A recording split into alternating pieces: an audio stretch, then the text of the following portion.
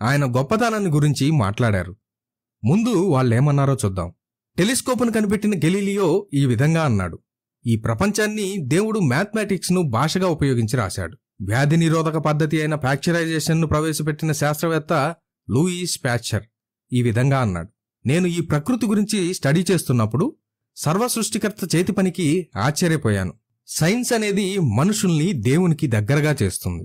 Nobel బహుమతి పొందిన Paul ఎం Dirac ఇలా చెప్తున్నాడు: ఈ సృష్టిని చేయడంలో దేవుడు చాలా హయ్యర్ ఆర్డర్ మ్యాథమెటిక్స్ వాడారు. చాలా అడ్వాన్స్డ్ మ్యాథమెటిక్స్తో దేవుడు ఈ సృష్టిని చేశాడు. ఒకవేళ దేవుడు గనక ఉంటే ఆయనే గొప్ప మ్యాథమెటిషియన్ అయి ఉంటాడు. ఫిజిక్స్లో నోబెల్ ప్రైజ్ సాధించిన ఆల్బర్ట్ ఐన్స్టీన్ ఇలా అన్నాడు: నేను సైన్స్ గురించి ఎంత ఎక్కువ స్టడీ చేస్తున్నానో అంత ఎక్కువగా దేవుడు ఉన్నాడనే విషయాన్ని నమ్మగలుగుతున్నాను. విద్యుత్ అయస్కాంతత్వం అనగా ఎలక్ట్రోమాగ్నెటిజం థియరీ ప్రవేశపెట్టిన జేమ్స్ క్లార్క్ మ్యాక్స్వెల్ ఈ విధంగా అన్నారు: నేను చాలా తాత్విక సిద్ధాంతాలను స్టడీ చేశాను, కానీ దేవుడు లేకుండా ఏ సిద్ధాంతాలు పనిచేయవని తెలుసుకున్నాను. రెనీ డెస్కార్టెస్ ఈ విధంగా అన్నాడు: దేవుడు ఉన్నాడు అని తప్ప నేను వేరే విధంగా అనుకోవడం లేదు.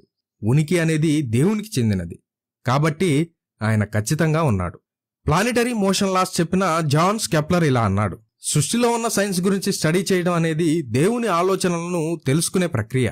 ఐజాక్ న్యూటన్ ఇలా అన్నాడు: నాస్తికత్వం అనేది తెలివి తక్కువతనం అన్నాడు.